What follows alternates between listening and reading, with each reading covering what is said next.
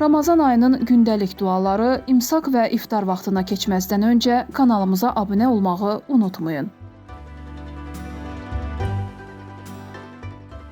Mart ayının 8-i Ramazan ayının 8-ci günüdür. Martın 8-də imsak vaxtı saat 05:38, iftar vaxtı isə saat 18:54-dədir.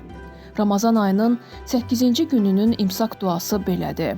İlahi, bugün yetimlərə qarşı mehriban olmağı, ehtiyacı olanlara yemək verməyi, cəmaatla ucadan salamlaşmağı və kəramətli şəxslərlə dostluğu mənə nəsib et. Fəzil və bəxşişinə and verirəm, ey arzu edənlərin pənahı. İftar duası isə belədir. İlahi, sənin üçün oruç tutdum. Verdiyin ruzi ilə iftarımı açıram və sənə təvəkkül edirəm. Orucumu qəbul et. Həqiqətən sən duaları eşidən və hər şeyi bilənsən. Ey geniş bağışlama sahibi, mənim günahlarımı bağışla. Allah orucunuzu qəbul etsin.